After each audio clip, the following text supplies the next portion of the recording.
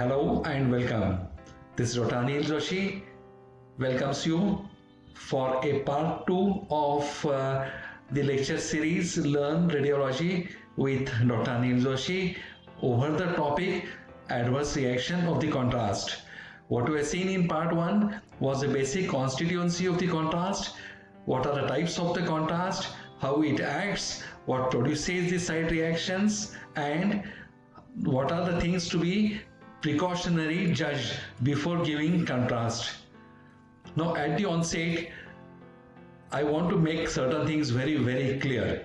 In this lecture series, we are not giving any regime for treating patients. We are not assuring results that this regime, if followed, will give you 100% results.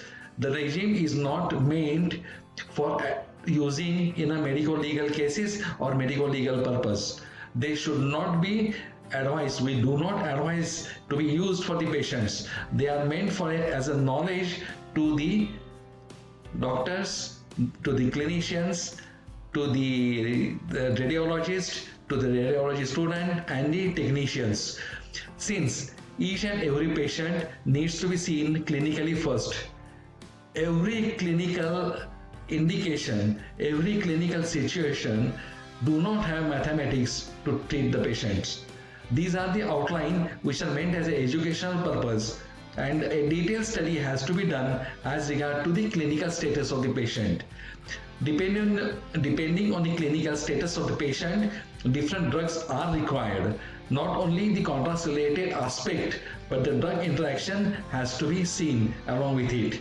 With that, let us go to the part 2 of the series, that is the adverse reaction to the contrast media and its treatment. In this, we are going to see certain part of treatment. Oxygen should be given to the patient in respiratory distress as per PO2 blood levels. Most of the department today have got facility to monitor PO2 level, and the oxygen has to be monitored. The concentration, the flow has to be decided according to that. So also on the clinical status of the patient. So we are going to see first the general principles for the use of the oxygen. So oxygen makes a first thing in any adverse reaction. So first check the PO2 and start the oxygen. The oxygen equipment for assessing and for giving oxygen, a respiratory equipments are also required. Now we have to keep them ready before starting a process or before injecting a contrast to a patient where the respiratory complaints are suspected and the lung functions are compromised. Now let us go to the general principles for the use of epinephrine. This is one of a wonderful drug, provided we use it precautiously, cautiously, indicatively. It is a primary and essential medication in the treatment of anaphylactoid reactions. So first is to diagnose an anaphylactoid reaction. So that is the first thing. We have to find out whether patient has got laryngeal edema, whether patient has got respiratory stridor, respiratory distress, and accordingly, if patient has got anaphylaxis reaction or anaphylactoid reactions, the first drug of choice is epinephrine.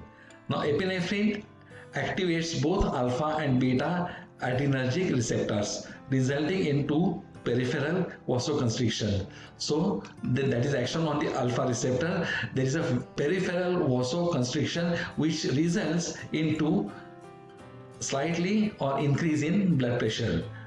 Now, second, increased cardiac rate. It causes tachycardia, it increases heart rate, and it increases contractility by its action of the cardiac smooth muscle. It acts directly on the cardiac smooth muscle and improves their contractility. So that will result in a better cardiac output. Now it also causes bronchodilation. So this is all what we want in a reaction of anaphylactoid. So first is it will cause a peripheral vasoconstriction, so slightly increase in blood pressure. Second, it will increase the cardiac muscle tone, so there will be better cardiac output, and also it will act as a bronchodilator that will facilitate patient's respiration. Of course, PO2, as suggested earlier, is the main indication to increase oxygen flow and oxygen concentration. Now let us go to pharmacodynamics of epinephrine. It should be known to radiologists because epinephrine, for effectively treat severe reaction, has got a major role. So epinephrine, its pharmacological action, how it acts, how it interacts, has to be known if you want to judiciously use epinephrine. It's a potent drug, so needs to be used in proper drugs, proper dosage, and proper route of administration. Even young and healthy patients can develop significant, potentially life-threatening complications, especially when large doses of contrast are used. So one has to be prepared when you are going to give a large dose of contrast for a clinical indication or radiological indication. That patient might develop a contrast reaction, anaphylactic reaction, and ephedrine has to be checked into the drug tray. Nonetheless, ephedrine is still required in all significantly symptomatic patients. So, is one of a wonderful drug if it is judiciously used and in a proper way, in a proper dosage. There is some disagreement about use of epinephrine in a pregnant woman having anaphylactoid reactions. Now, if we see really indications of radiology and a contrast, the X-ray and pregnancy are not associated with each other. Any pregnancy, any suspected pregnancy, radiology or X-ray, particularly X-rays, are not taken. So during pregnancy, X-rays are not taken. Therefore, the number of patients with this indication that in pregnancy, if we have to give a contrast, in that if she develops an anaphylactic reaction, are extremely rare. But however, this has to be kept in mind that this can occur. Now, uterine vessels are extremely sensitive to alpha adrenergic stimulation. This is the reason why in pregnancy we have to use these drugs, that is epinephrine, very carefully. So administration can cause a severe compromise in fetal blood flow. But as it is rightly said that there are very few indications where pregnancy and X-rays are to be carried out along with a contrast and that patient to develop an anaphylactic reaction. Some recommend ephedrine as an alternative. Though it is not a catecholamine, it does have a beta agonistic effect at all doses and alpha adrenergic effect at high doses. So it acts on either way. That's why it is called as a wonderful drug.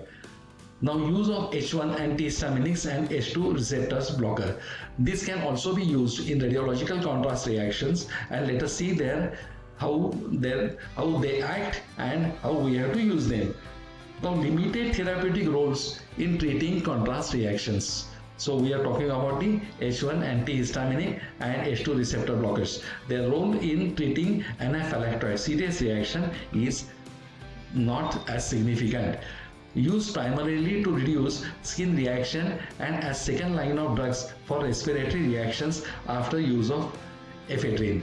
So after ephedrine, in spite of that, if patient develops a skin reaction, antihistaminics works wonder for the skin reactions. So also it is good for remaining minor reactions like vomiting, then skin erythemas, pustules. For that, antihistaminic, they work good, but that is only after the use of epinephrine. Therefore, it is not a primary drug in a patient having hypotension. It is a secondary drug for secondary manifestation which are not as important, but as far as low BP, that is hypotension, is concerned, it has got a limited role. That is to be borne in mind. Now, corticosteroids. The role of corticosteroid in prevention or in primary management of severe contrast reaction is controversial. So, prophylactically, by giving corticosteroid, whether anaphylactic reaction can be saved or reduced, it is a controversial, and most of the people believes that it has got role subsequently and not at the onset. Now, it does play a limited role in treatment of acute and anaphylactic reactions, however, has a role in delayed, that is more commonly used, and it is used in a less severe reactions. So corticosteroid role has to be borne in mind. It is used, but it is not used alone, or we do not depend entirely on it, but it is used. First line of emergency drugs and instruments that should be in the room where contrast medium is injected. That is where we say a emergency kit has to be there in radiology department. Now, what are these? The drugs which we are listing right now, which we are going to list afterwards, or drugs which you feel should be there, or your consultant say my patient needs before you do a procedure, should be there. So drugs and instruments. Now, oxygen, yes, in different concentration, sometimes flow is adjusted. Now, adrenaline, as we already discussed now, antihistaminic, that also we have discussed. Atropine, yes, it's required when bradycardia is there. Then B2 and go agonist, metered doses inhalers. So these are mainly in respiratory patients. Intravenous fluids, yes, there can be a shock administration of the drug, that is because of the fluid getting into the third space. Now immediately what we have to replace is we have to replace IV fluids so that circulatory volume will remain same, and in that case usually a normal saline or Ringel solution is used. Anticonvulsant drug diazepam is used only when patient has got convulsion. Usually it's not a contrast related, but a patient may be having this history before and instantly get it when the contrast is administered. Then artificial respiration, respirators, intubation, these are the most of the time available as an anesthetic kit that is used. Now let us come to a diagnosis and treatment of contrast related reactions. This is very important and we'll see it in more detail now. Now, cutaneous reactions. Cutaneous reactions usually come late. They are less serious.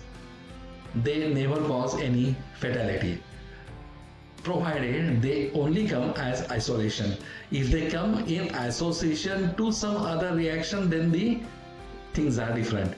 But the only cutaneous reactions are arterial skin reactions, or patient develop raised focal areas of skin and subcutaneous tissue swelling with congestion. Patient get itching sensation on it, and usually they come 5 to 10 minutes after the contrast injection.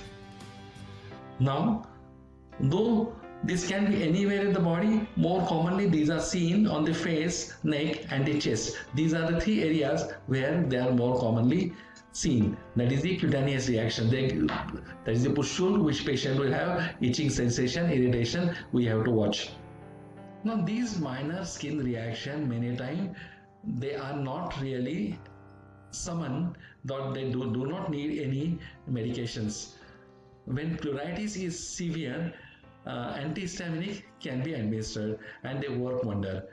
Usually Avil with steroid is the investigation, although is the drug of choice in case of these reactions, and it settles on in 5 to 10 minutes. Diphenhydramine, most widely used agent. Then there is also IV route is also can be used. Already there is a IV line going on if patient has got hypertension. So same medicines can be used, or they can be passed, or they can be introduced to the same thing, and they can. But one thing we have to be sure that they cause a drowsiness and slight disorientation. So this has to be warned to the patient. They will find these effects. Now, patient with severe and diffuse erythema or angioedema without respiratory compromise or hypotension, usually combination of both H1 antihistaminics and H2 receptor are used.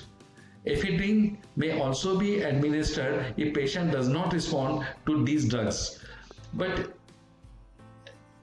usually they respond with these two. Sometimes a repeat dose of corticosteroids will help. Otherwise, ephedrine is always there, it will help. And it will definitely reduce the all symptoms in very short time. Now let us come to respiratory reaction. Now several causes of respiratory decompensation after contrast media injections are listed. That is upper airway laryngeal edema. Now this will come first and it is very serious and we must detect it in very early time. If we usually prefer to talk with the patient when the procedure is going on, and with that we can really make out whether there is laryngeal edema is setting in. Then second is bronchospasm, pulmonary edema and anxiety. Patient needs to be reassured before the examination, and usually an idea is given as to how the examination is going to be, what are likely to be some side effects to the patient when the contrast is injected. Then vital signs should be obtained in a patient who claims to have difficulty in breathing. By and large, usually a pulse oximeter and BP apparatus electronically available is very handy, and it is attached to the patient for continuous monitoring. O2 administration should be considered immediately. Anything patient complains of respiratory system, there is no harm in starting O2. Now coming to upper airway edema. Patient often complains of having a scratchy throat or feeling of tightness in the throat.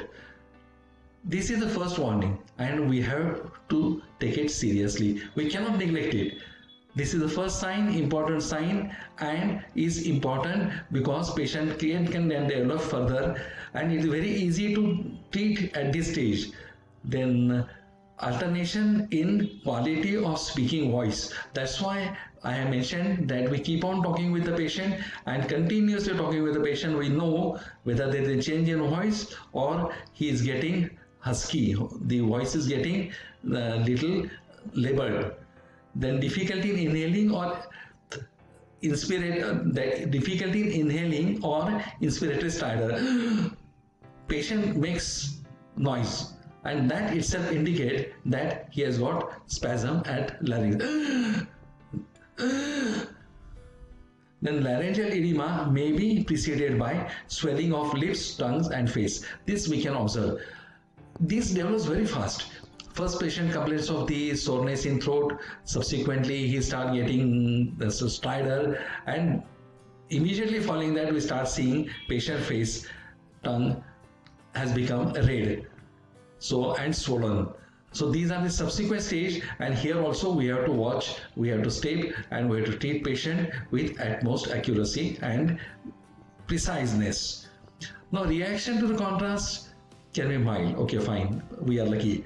Often effectively treated with O2 and ephedrine administration subcutaneously suffices, but often with O2 and steroids they get settled down, or sometimes with the Avil. When laryngeal edema is rapidly worsening, yes, this is the first sign we have to warn, or we have to understand that the reactions are going from mild to severe form. When the laryngeal edema is rapidly worsening or severe, it is associated with hypotension. Now your hypotension meter immediately tells you that patient's blood pressure dropping. That ephedrine is a drug of choice. It has to be given usually subcutaneously or by the route preferred at that time depending on the severity. Now ephedrine reverses laryngeal edema by producing vasoconstriction. So this has got actions we have seen. It has got not only action on the larynx, it has got action on the smooth muscles of the airway, it has got action on the peripheral blood vessels, it has got action on the heart muscles. So wonderfully they work together to get the patient out of the crisis. Now bronchospasm. Patients usually have a normal speaking voice. Patient might be bit dyspneic while talking, he is getting labored, but sometimes the voice can be normal. More difficulty in inhaling than in exhaling than in inhaling. So patient takes a breath straight and then he then he has difficulty in exhaling that. So wheezing often is audible, but many becomes wheezing becomes often audible, but many become harder to identify as bronchospasm worsens. So as long as wheeze is coming, we know there is a bronchospasm, but there is still some air getting in and out. But once the wheezing gets less and less, we have to be very precautious that there is not much air going into the alveoli, and here we have to go for a immediate certain things. Now let us go to what treatment we are going to give. Now, mid isotonic bronchospasm, 2 to 3 doses of beta antagonist, metered dose by inhalation. Now, what is a metered dose by inhalation? Now, beta antagonists can be given by inhalation. So that is a good part of it, and they equally work well. So, and immediately they work. So, metered inhalation of beta antagonist is a first choice. Then most commonly used are the albuterol. They are available. These commercial sprays are available and they can be used. If bronchospasm worsens, epinephrine should be administered. So all these things cannot be mathematized. There cannot be a chart for it. Every time a clinician has to judge a patient's clinical condition, and accordingly he has to give the drugs. The dosage of the drug which you are going to give, how much you are going to give, how you are going to give, all things cannot be mathematized. So it has to be seen clinically and administered accordingly. Then aminophylline is another effective and a drug of choice in minor, slight minor is not very minor, but in less severe reactions, pulmonary edema. Now this is another complication which is a serious complication. Patients often have a history of cardiac disease with clinical findings suggesting it. So as it is said, any patient before giving contrast, one must know what is his clinical history, one must know what are the drugs he is issuing, one must know what are the prescriptions he has got, what are the investigation he has got, all the records he has to be seen, and that often gives a history of cardiac diseases. Then we have to be particular. Usually complaints of chest tightness, RALs are characteristically identified during the auscultation. So these are characteristic and they can be easily identified clinically.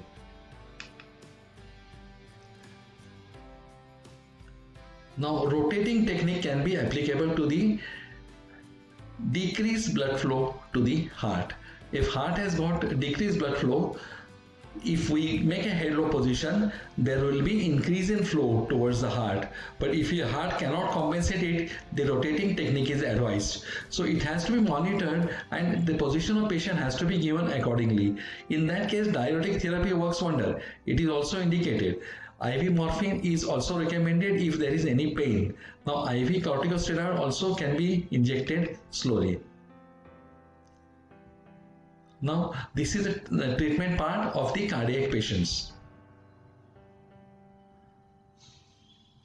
Now as I said, elevation of the head and rotation of the head will depend on what type of complaint patient has got. This is anxiety. This is something which can be diagnosed when patient comes to the department. Then patient talks to you and you know he is a bit anxious. So best is to talk to him, to do some counseling, to give him a confidence that nothing can go wrong. Give him an idea that the test will give a lot of information and that will help him to get well. So the anxiety factor, the diagnosis is exclusive. Then chest tightness and variety of another symptom that mimic like types of adverse reactions, patient may complain. But here again a clinical judgment is extremely important. Vital signs are normal. So your BP is normal, respiratory rate is normal, pulse oximeter is normal, then auscultation is not showing any wheeze, everything is fine except patient is complaining of something. So this anxiety is best treated by reassurances.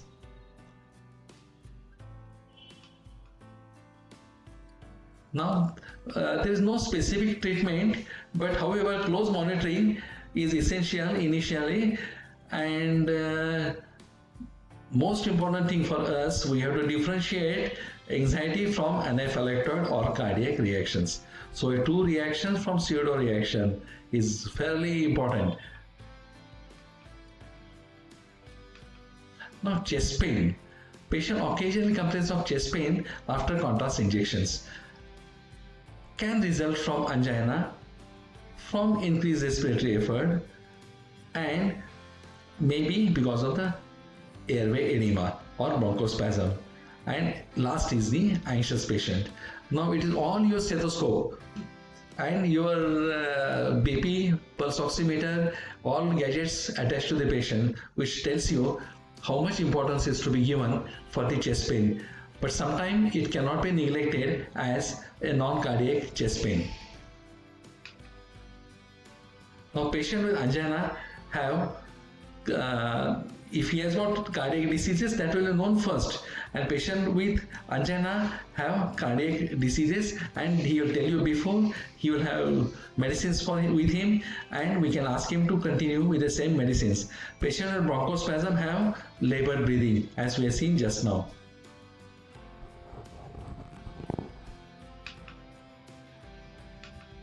Now treatment for it.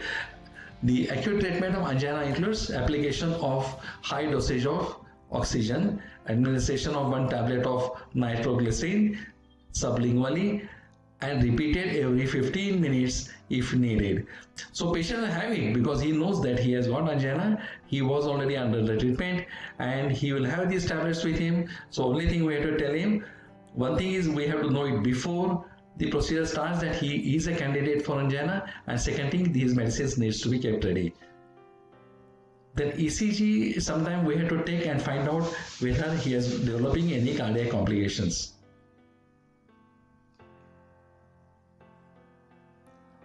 Now, hypertensive reactions, they are a bit more common.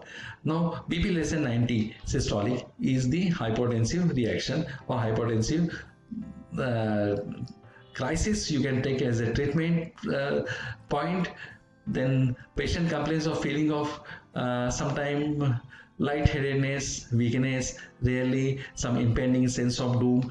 They have got variable expressions how they respond to a hypertension, right from not understanding what I'm getting, no I'm finding dizzy, no I'm getting something like moving around. So a lot of complaints are there when the hypertension is identified. For us, the important thing which helps us to know is the yawning. If patients start yawning, we check the blood pressure, and that's, I think, is one of a very important thing. Patient may become unresponsiveness. That means the BP is dropping really beyond where we should. His intellectual activities will be less. He will be talking disoriented, or he may have generalized seizures. So hypertension is a common complication, needs to be identified early and needs to be treated. It requires immediate attention. Then treatment is with high doses of oxygen. In severe hypertension, legs elevated so that whatever is the low blood pressure will be adequate to maintain. Then large volume of isotonic fluid should be given. Often we use a positive pressure over the saline to increase the flow. So fast we have to give isotonic fluids, whichever fluid, but it needs to be given in immediate. Large bore needles are useful, like 20 number. They can take more volume of saline. And if patient has got bradycardia, atropine is again a drug of choice. So atropine with fluid replacement is essential, but more than that, essential is to diagnose it before is that immediately or as quickly as possible, before it goes to low level. Then dopamine, which stimulates the receptors, is recommended.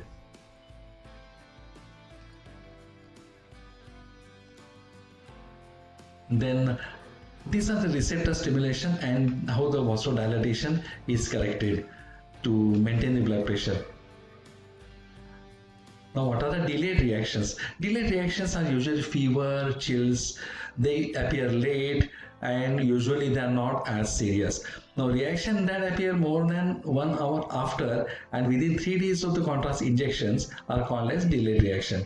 They are non-specific. There can be fever, there can be chills with rigor, there can be flushing, there can be dizziness, pleuritis, arthalgias, diarrhea, nauseating, vomiting, all sorts of things, headache, and hypotension. So there's a lot of big list in it, and patient will have some addition of their own in that list. Now, delayed reactions to the contrast material have been encountered more frequently in patients who are receiving intra-arterial or IV immunotherapy for metastatic cancer. So these are the patients we have to watch, and we have to inform them that they are likely to have delayed reactions. So be know it and inform us in time. In most of the patients, symptom relieve spontaneously. So they are never fatal but needs to be attended. Now, treatment for fever, chills. Now, these are treated by supportive line of treatment. Avil steroid is given for rigors. Antipyretic and anti-inflammatory agents are given for the fevers. Then antihistaminics for pleuritis. Then aggressive fluid therapy may be required if patient become hypotensive. But as far as possible, hypotension do not occur delayedly. If at all it is to occur, it will occur in first 3 or 4 hours. Now coming to seizures. By and large, contrast doesn't cause seizure. Now how a seizures are produced because of the contrast? Let's see. May result from hypoxia in severely hypotensive patients with respiratory difficulties. Then may have normal vital signs and oxygenations. Neurological seizures in patients in whom blood-brain barrier has been disrupted, like in neoplasms, seizures can occur. And patients with generalized seizures can be turned on his or her side to reduce the risk of aspiration. This is one of the treatment which we have to know what to do when a seizure occurs. Here we have to ensure one thing is airway. So patient's neck is extended. Then secondly, patient is turned on one side because in supine position the tongue may fall back. So patient is kept on one side. Then proper respiratory airway is maintained, and this vomiting, or if it occurs, patient should be allowed to vomit in a lateral position so that patient will not aspirate it.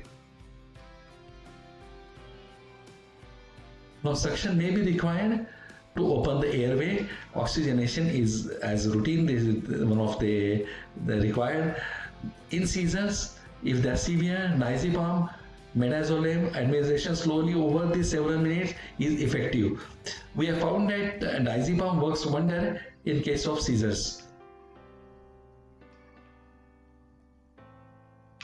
Now hypertensive crisis. Now sudden severe headache. Now this can be anticipated before. We have to take proper history of the patients, and we have to check patient blood pressure before the procedure. Now nausea, vomiting, and altered mental status is the another thing. Now BP should be more than 120, that is for the normal individuals, but when we have taken patient's BP before, we know it that patient is hypertensive, or whether patient is taking treatment for it before. Now hypertension or cardiac diseases history is at most important. Now, treatment is high doses of oxygen, sublingual nitroglycerin tablets, and this should be repeated every 15th minute. Then if there is no response sublingually, then nifedipine should be used.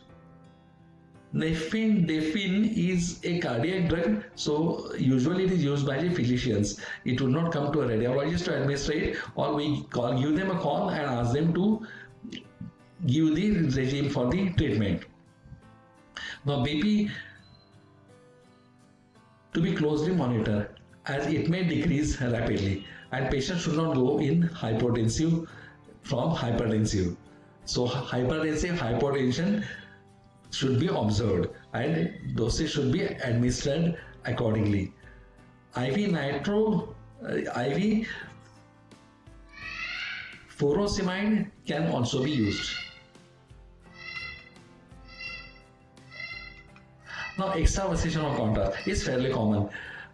It all depends on what you use. In the use of Scalfane use, I think the incidence was very high. But ever since we have started using the Gelcos, the extravasation rate has come down. Now the contrast material has shifted outside the vessel, that is extravasation. It is more common when Gelcos are not used, but since we are using Gelcos nowadays, this incidence is very common. And second is, after the removal of the needle, if blood vessels are not compressed properly, there can be a slight extravasation.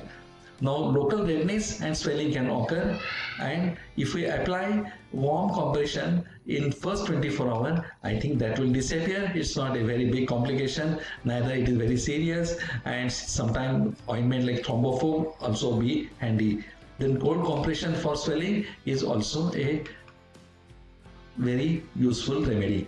Then extravasation risk factors is extremely low when we use a non-ionic contrast. So, which are the high risk patients? The patient who cannot communicate adequately.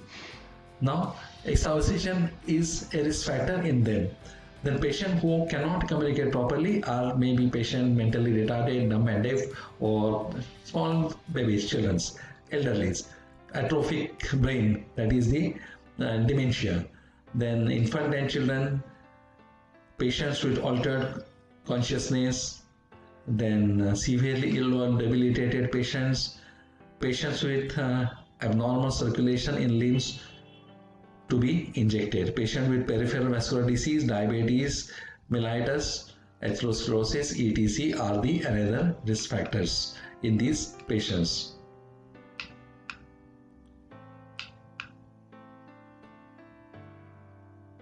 Now, in the event of extravasation, the site may be tender to palpate, have localized edema and erythema. If these three things are there, then as the treatment is advised, we give them.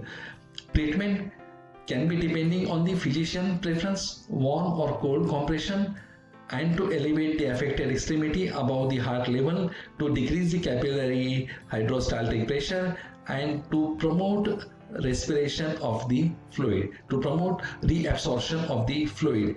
Now, the patients who are on anticoagulants, the history has to be taken before we start this test. Otherwise, incidence of extravasations in these patients are a bit high.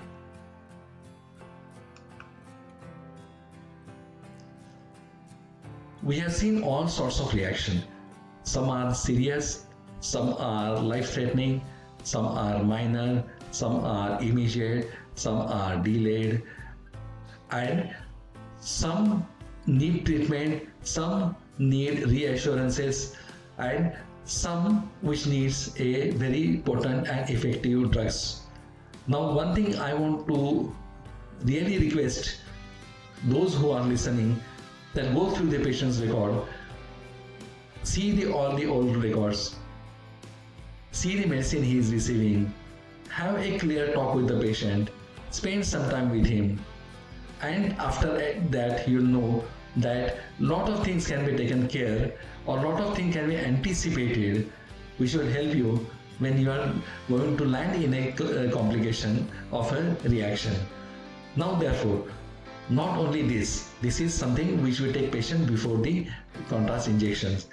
Second is to keep everything ready, to anticipate what can happen in this patient, to give your staff idea what is the role of everybody, what they have to do, and then this thing you can really be life-saving to the patient.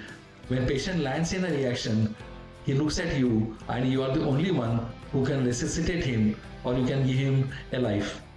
And at most of the time, by the grace of God, you be successful in treating these reactions. Now, therefore, knowledge, training, preparation are crucial in planning aggressive therapy. Prompt recognition and treatment can be invaluable in blunting an adverse response of a patient to a radiographic contrast media. It may prevent a reaction from becoming severe or even life-threatening. Reaction getting is not in our hand. We do not know who will get reaction, and reaction, as it is rightly said, can be for anything and everything under the sun, including sun. So we have to be cautious. We cannot really blame anybody.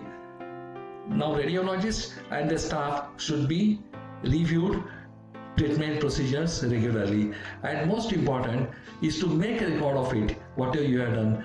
Please make a nice record of whatever has been done on a piece of paper. Give it to the patient. Give a patient and their relative idea that patient is sensitive to contrast reagents. So in case if they want to use same contrast media in future, they should be aware and they should be taking proper precautions. With that, I thank you all for giving me your valuable time. Please note, radiology is not a race, it's a process. Be a part of this process and enjoy the feast of knowledge. I, Dr. Anil Joshi, log off till we meet again. But there is a small and sincere request that before injecting any contrast, know what are its side effects, how it works, and in case if any reaction occur, what type of reaction can occur and how to take patients of it. Do your best. Thank you.